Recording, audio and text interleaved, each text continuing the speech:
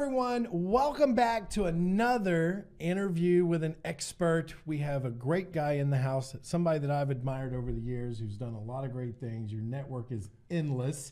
And so I'm happy to have Stan McDonald in the house with us today. Thank you, Zach. It's great to be here. We finally got our schedules together, right? Well, that's right.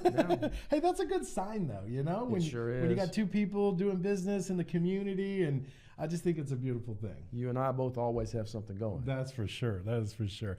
So, guys, we have a lot of great stuff to talk about today. Stan is not just somebody that, you know, once you get to know, you're going to like the guy. He's a great businessman. Integrity is outstanding. But he also services the area as a closing attorney. He works with home buyers, home sellers, investors, agents. I mean, anybody that needs anything done with real estate, pretty much. I'm very much involved in real estate, have been for really all of my life. That's awesome.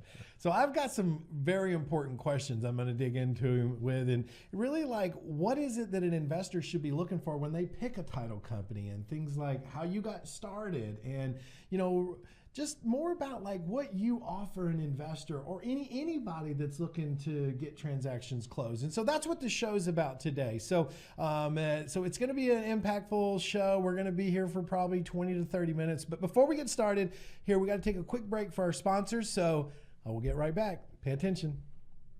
I've had this problem. Big problem. I really needed A good real estate broker. And I kept searching. and searching. There are so many choices. It's really hard to find one that has all the things on my list. But I finally did it. Yes, yes, yes. Thank you. If you were looking for one as well, Look no further. Here's a really good one. Just use mine. Use mine. I'm very satisfied. Definitely recommend. Problem gone. thank you.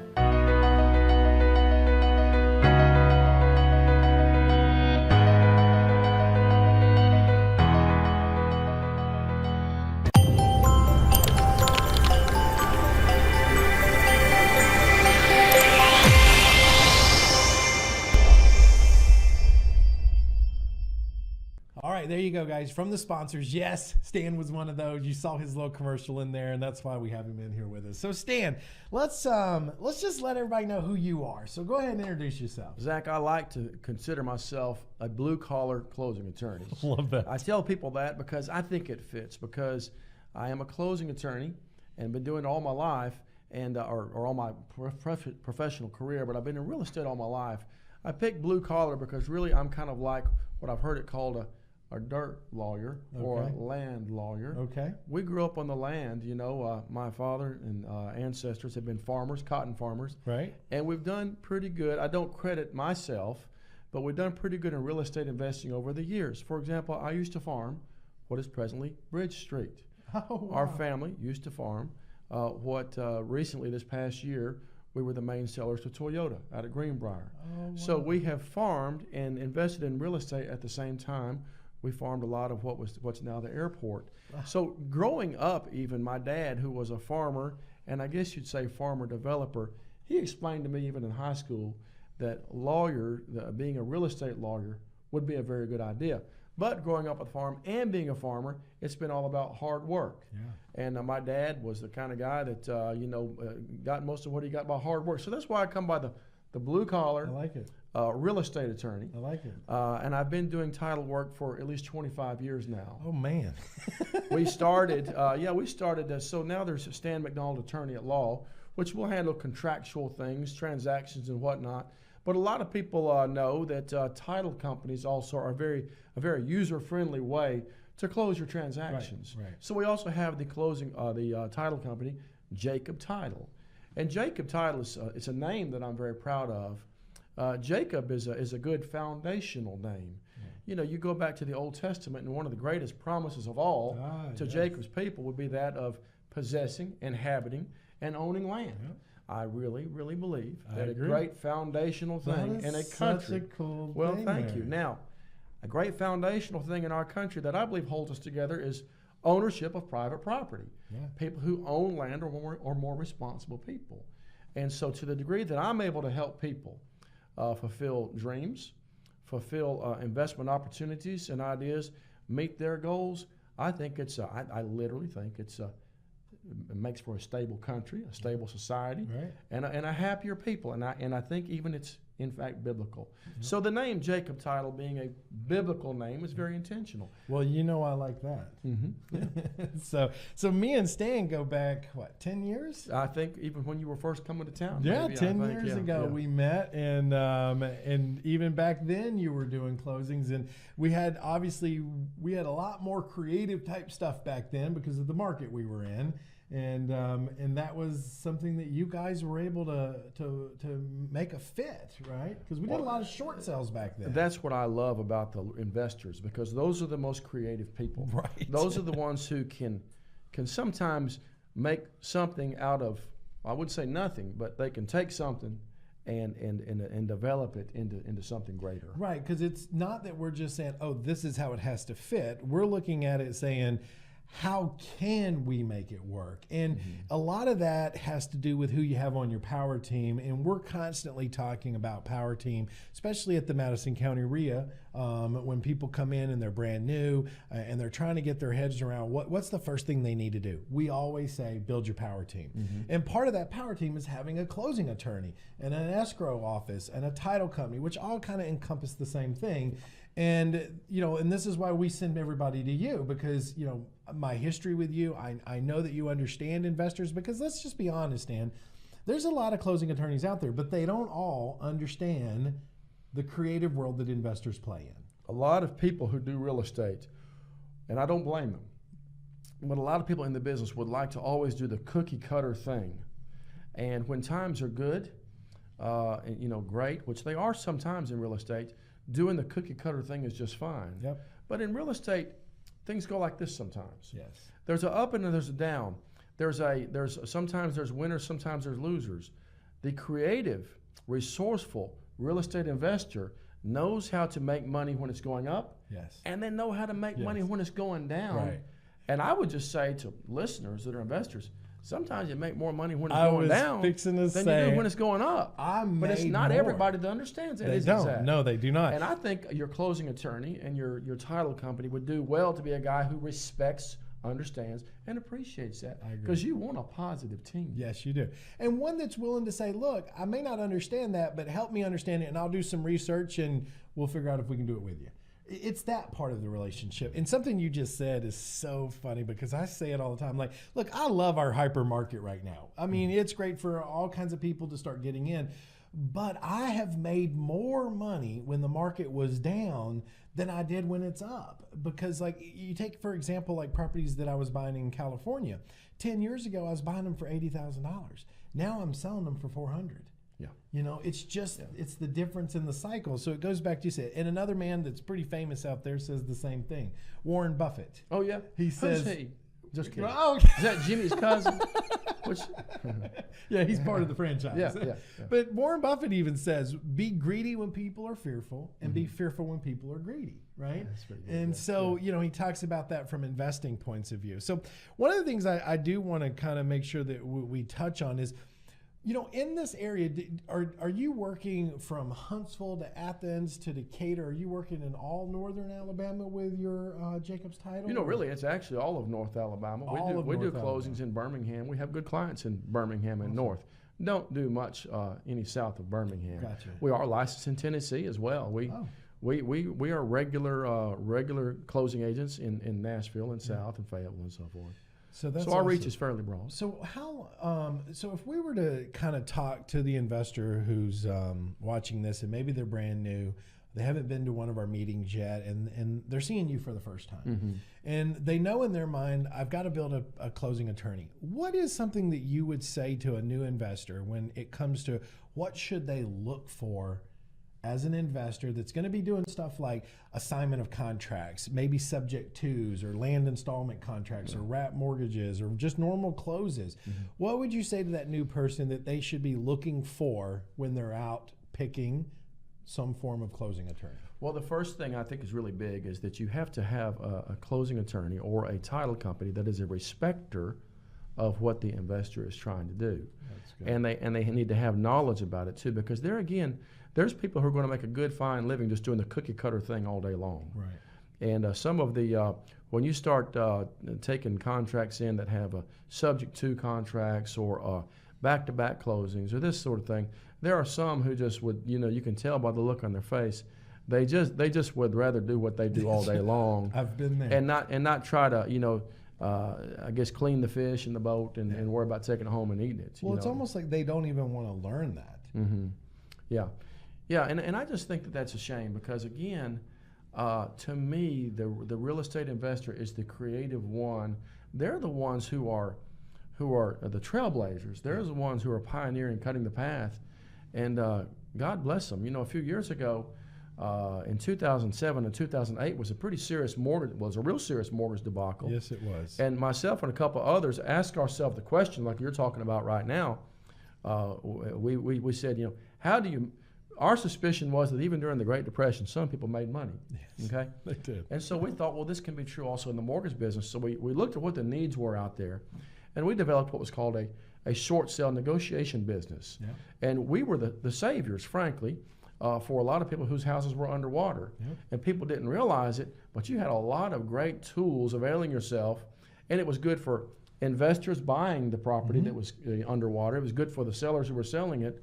And it was good for the lenders who, they lent money to something that their asset value had gone down. I say all that to say is that our history has been that we've known how to appreciate the changes in the market. Right. We value creativity very much, and we understand that even when sometimes properties are distressed, the investor, the person willing to put money into that, they're the hero. Right. They're the ones supplying the funds. So that's why I say you should look for somebody who is a respecter of what the real estate investor is trying to do. Right. And all the things with that follow, because there again, sometimes they're doing things that are different. Sometimes they're doing things that are just not cookie cutter. Right. But yet they really, really can carry the day and make communities better, make things better for a particular seller. Right. Even if a seller is in distress, that seller is very glad. They're very glad. Yes. To get out of distress. Right. And so in a real estate lawyer or a person like myself, counselor in real estate, we see the big picture, and we're a good ally to have. Yes, you are. For the real estate investor. Yes, you are. It reminds me back 10 years ago when we used to bring our short sale deals to you guys, and you were negotiating our short sale deals for us. And it also makes me think, like, now 10 years later, I've seen your path, from how you've you didn't just stay the same. You evolved as the real estate market evolved too, and I think that's why you have the longevity, and I have too, right? I mean, I've moved with the market and go up with it, go down with it. I'm not going anywhere. Yeah. And so, I think back to all that time and all the things you've done. And, I know we've had tremendous amount of respect for working with you, but you're right. When someone's trying to work with a closing attorney, one of the big things that I can say that I've always appreciated with you is that you're willing to sit down and say, all right, well, let's talk about what you're trying to do. We've got a great staff too, by the way. We have about 7 or 8 people, and I get to see Sam quite a bit. Yeah, now. Sam is our closer, but we have some other great people also that are just behind the scenes, and that's one of the things that's important. We like to pride ourselves on having a stress-free closing, and the reason it can be stress-free is because things are worked out on the front end. Right. In the uptake, things are worked out, and we understand the issues, again, not just of the cookie-cutter closing, but we understand the issues, sometimes the unique issues in the uptake on the investor side, so that when you get to the table, we had one with one of your I guess you're the mentor for a friend last Thursday, and there were discussions leading up to the thing, but by the time it got to the table, it was very smooth. Yes. Got positive remarks. And that's something, and he even sent me a message talking about how much he appreciated you guys. Because, and that's something I think you guys did really well is even when, that was his first closing. Okay. Yeah. He had never closed the deal before. Right, so he didn't understand. He was so had all these questions, and a lot of times for a new person, they're just not clear. Yeah. And at the end, he was like, you know what? They were so professional. They explained everything to me. They cleared up what was going on in my mind, because you know how some people are. If they don't know where it's going, what do we automatically do? Well, you can think the worst if you're right. not careful. Right. Yeah, that's right. Well, that's why it's really important and I mean, there may be times we miss this, I don't know, but we stress communicate. And that's in any relationship. Yeah, that's exactly right. So, And that's going to be. and I say it to my kids all the time. I say the most important thing that you can do is communicate with your Lord. Yeah. Like stay with your Lord, is that what you said? Right. Amen. I your agree Lord. with you on that. Look, communicate with Dad's important, but you need to be making sure you're communicating with your Father. in Keep heaven. it out of a lot of trouble. And I would say if you're investing in property and real estate, that would be still a good idea. That's a good thing, right? Like, Lord, please help me through this. Yeah, that's exactly right. So Stan, I got something else for you. What is it that so like let's say they're getting into real estate and they're coming to you and they're like, hey, I want to work with you. What is it that you're looking for with that investor? And I know that you're happy to work with anybody. Yeah. But what are some things that if before they ever even came into your office, what are some things that you might enlighten somebody and say, look, here's kind of what we're going to want to see from you, or here's what we're going to need from you. Let's say it's just a normal close and they don't even know what they're doing. Is there anything specific that you would say to an investor before they even came to you guys? Is there something they should have prepared or laid out before they walk into your door with a closing? Well, I don't know, Zach. We take our clients as we find them, and Right. we're glad and appreciate any of them that walk in the door, of course. I guess if I look back on that question, and maybe if you were to ask, what has been the attitude of some of the more successful ones? That's a great way to rephrase that. I would say that I've seen some candidly that knew nothing when they walked in the door. Correct. I had lunch with one about a week or two ago, though, and wow, they have really met a lot of their goals. That's and awesome. I think these guys are going to retire. And 10 years ago, they were, and I think the thing with them, they were pretty methodical. Yeah. And they knew what they didn't know. Right. And they didn't try to take the world over overnight. Right. In fact, I think they had big goals from the very beginning. Right. But I think it took them a little while to get going because they were pretty methodical and deliberate, and tried to make sure that they didn't just misfire too early or try to hit the home run too fast. Right. My hunch is, from talking to them, that they've hit some home runs over the years. But I think they started out with some good base hits. Yeah. And so for that new person that doesn't know anything and they're getting out there, would you, is one of the things you would always say to that new person, you need to get educated? Oh man, yeah. Yeah, because again, I still remember these people, and they ask a lot of good questions. I've been told that one sign of intelligence is being very curious and asking a lot of questions. Yeah. What do you think about that, Zach? I agree. Yeah. So I think I'm being a question inquisitive, guy. Yeah. You think so? Yeah. Okay. Well, yeah, I think being inquisitive and asking a lot of questions and developing, I guess, what I like to call a mature, a big picture view of things. Right. That's why you hear me talk about things like land ownership. Yeah. Is it biblical? Is it sound? Is it good? I mean, I like to think big picture and have a kind of understanding, why are we doing what we do? Right. And I think investors would be wise to be the same way. And I like to encourage investors and say, look, what you're doing is awesome. Yeah, I agree. I agree. And one of the reasons why I've been the president of the RIA for 10 years is because I love letting people know, look, you're on the right path. Mm-hmm. You just need to make sure you get trained, you get educated, you don't make huge mistakes. It's going to cost you an arm and a leg. Get the foundation that you need. Uh-huh. And I'm sure, like you would say, is there's people who've gone before you who've made mistakes. You can make mistakes. Yeah. And, the more numbers you have and the more counsel that you get, maybe the lesser mistakes you can make. I do think, some people, man, I've been down this road, I guess, a little bit. Sometimes you need to learn from mistakes too, but it's even better when you can learn from other people's mistakes. Right. Yeah. That's funny you bring that up because I say it all the time. I say, look, I've learned more from mistakes than I have through my success. Mm-hmm. Because when you make the mistake, you're playing it over and over in your head. But that's why when I'm teaching and I'm educating, I'm telling people, look, learn from my mistakes so that you don't go out and do the same things. Yeah. And I can help you with that. And one of the reasons that we do what we do with the RIA, and that's why I brought that up because you said, you could tell when some come in, they just don't know. And when someone walks into you and they don't know, do you ever point them into a direction to get training? Oh yeah, I do. Yeah, I do definitely. And there's certain the RIA. Yeah, there's certain people like you and others, but most of the ones I know these days are involved in the RIA. Okay, That's awesome. and so they can get good training. And but you know, and let me say this: I mean, I'm pro training, but they've also got to. There's a time when you jump off, when you go ahead and, and dive off the diving board, You and you spread your wings and you go do of it. Mama's arm. and you know, I don't know. We're in a kind of a real estate economy here, which I don't see people. What I would call, you know, busting it. I see, you know, they may make that much or they may make that much. I don't know. Right. So it's a good, from my vantage point, I'm seeing people do pretty well. I bet, because you're handling closings. Yeah, that's right. So, you know, I'm seeing the good news, I guess. So what would you say on that aspect, on the closing side? Are you seeing, if we look back 6 months ago and then we look at January and your projections for January, are your closings going up? Are you seeing more business? Well, it was coming pretty through? good 6 months ago, to be honest, Zach, so it's still pretty good right now. Right.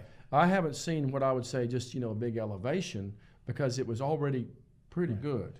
But you're not seeing a drop in your closings? No. Okay. No, you know, someone asked me that question a couple weeks ago, and we just, you know, he didn't warn me he was going to ask me that, so we just talked through it. And I told him, I won't say his name, but I said, you know, real estate investing, especially at the lower level, I guess under $100,000, but it's probably the principles are in place. I like to call it just majoring in the fundamentals. Yeah. And the fundamentals will always be there. They'll stay the same. Like, I'm a football guy, but I told this guy, and he was a football guy too, I said, look, off tackle is always going to work as long as you're blocking and getting low and doing the things you're supposed to do. Right. And the thing I like about the kind of residential real estate investing that I see in the RIA is what you're talking about is executing long-term fundamental principles. That's right. That are going to be there. Now, there's folks like our friend Warren Buffett, I guess, our good friend Warren Buffett.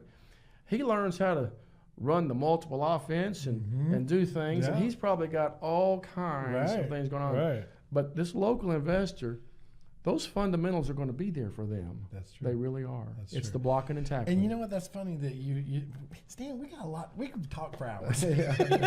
Because like I say that all the time.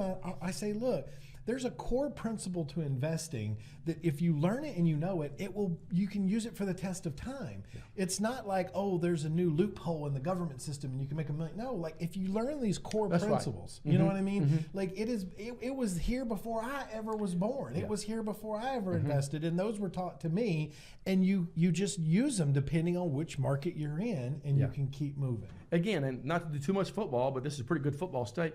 It's not like you have to learn trick plays all the time. Correct. And it's not like you do have to have, you know, the government doing this and the government doing that. Now, sometimes the government does some interesting things. Yes. And if you're right on top of it and you're knowledgeable, you can take have advantage a windfall of it. from You it. certainly can. Right.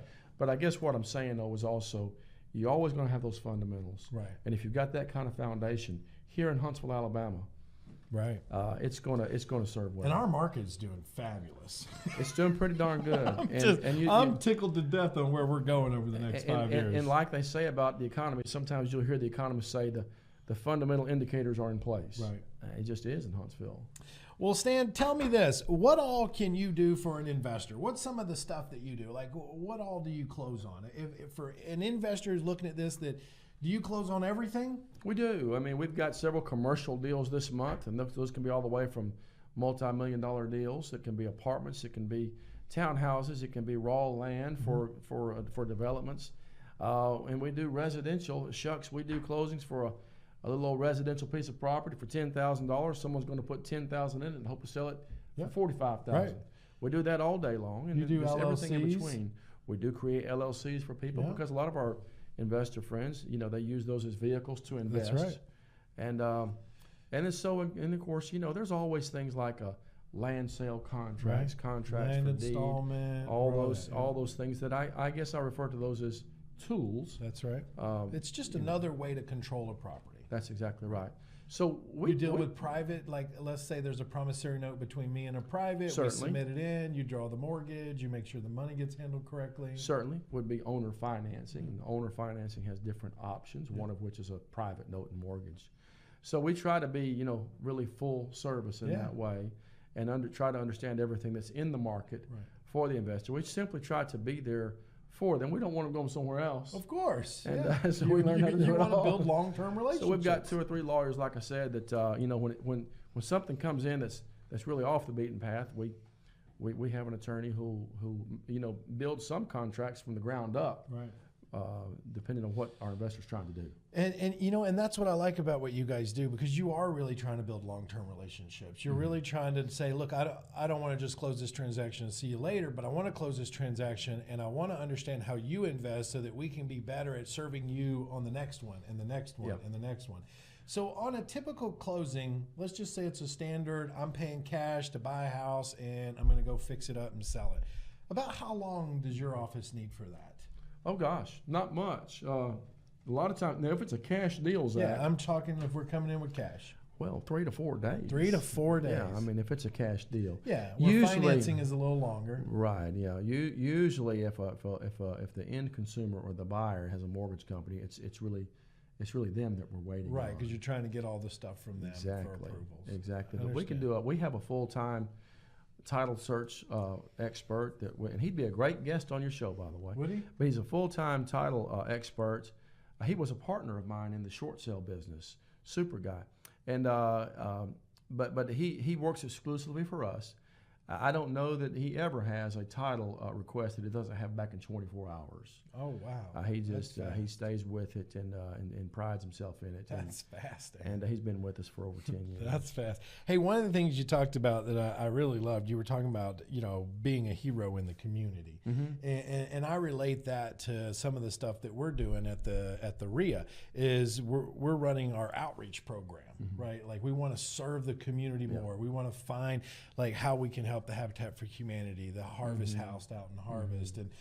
And I think that's part of being a good servant as a business owner in your community is saying, look, we are in business and yes, we do operate and we do have profit and loss statements, but at the same time, what can we do in the community to serve?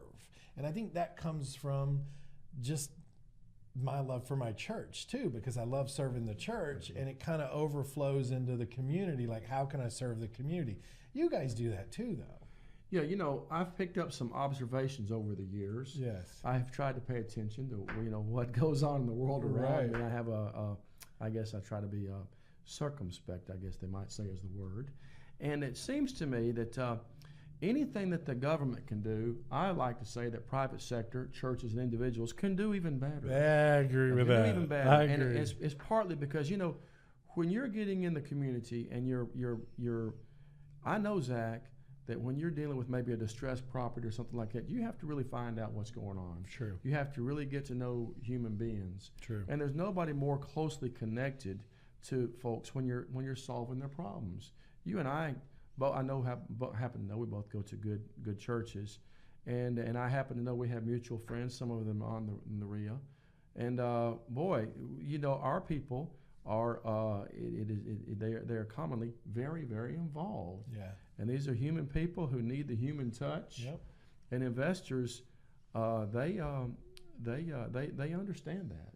Yeah. So I know y'all support a lot of things. So we do too at Jacob Title. And when you say that I consider the investors to be heroes, it's really because sometimes it just takes an individual or a few group of individuals that have got to sit down and look at a problem and fix it and solve it Right. for people.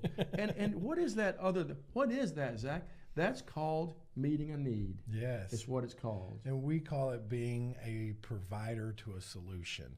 So we always tell people when we're talking to new investors and we say, look, when you're negotiating a deal, you're not negotiating the deal. You're negotiating the solution. Right. What is their need and how can you provide a solution for them and make it work for them and yourself, and then both of you win at the end of that transaction. That's why that I think we in America should be very proud of and grateful for the fact that we are a free country who places a nice value on the ownership of private property, because in that freedom and ability to own private property, I think that's the best environment for crafting solutions. Correct. I think it's by far the best environment for one party who has a need and the other party who can provide a service to come together, and guess what happens? The standard of living goes up under that system. It's proven over and over again. I agree, 100%. Stan, this has been great. Great. Thank So, you. hey, listen, I before appreciate the involvement with you guys. Yeah. I'm so glad that y'all exist and do well, and that you've given me a chance to be a part of it. Oh, we love the relationship. Sam's been great. Yes. He comes out handing out all of He his free does, yeah. stuff all the time. And he told me the other day at the meeting, he said, you know, Zach, it feels really good to come to one of these and people actually are trying to come up and talk to me. That's right. Well, you got a lot of people that are inquisitive. Yes. They're curious. They ask questions. That's right. And, you know, And especially that's being what trained, they Sam's ask more there. and more questions. Right. So, Mr. Stan, tell them if they wanted to reach out and find you, what are some of the ways they can get a hold of you? Best way in this electronic age is jacobtitle.com. That's Yeah. our website, Jacob Title. It's not Jacobs, it's Jacob, like the biblical name. Right. And so I'm Stan McDonald. So Stan at jacobtitle.com, or I'm sure you'll see us just at Jacob Title. That's Now right. we're on the Parkway in Huntsville, but our reach is more expansive than that. We close loans remotely at people's houses or even places of business otherwise in North Alabama. Love that. And you can also come out to the RIA. Either Stan or Sam will be out there in most cases. Come out, shake their hand, get to know them. Stan, are you still doing your radio show? Yes. If they wanted to hear you on your radio show, Well, where I'm are on they gonna- WVNN once a week on the Dale Jackson Show, commenting about political things primarily. But I'm on every Monday morning from 8:30 to 9 on the Dale Jackson Show on WVNN, and look for a few things to come in the future that we may be expanding that all the more. Awesome. I love that. Hey, guys, I appreciate your time. I appreciate you being here with us and meeting Stan McDonald with Jacob Title. He's one of our preferred vendors. He's been doing a fabulous job with our members at the RIA. We've been hearing it, and you, too, will probably be able to see it when you get out there and get you a deal under contract and bring it over to these guys. And even if you need an LLC, if you're thinking about hey, I need some form of protection, reach out to Stan over at Jacob Title and communicate with them on what it is you need to make sure you're doing what you need to be doing when it comes to real estate, whether it's getting it closed or building a shield with having an entity structure around you. So once again, thanks, Stan. I appreciate you being here, man. Sure All right. appreciate it. Hey, this is Zach Childress, the president of the Alabama RIA and the Madison County RIA, and we're glad you got to watch this show and come out and visit us. You can always check us out at Madison County REIA.com and come out to a meeting. We have lots of stuff to share with you. And until then, I'll see you on the flip side. Bye now.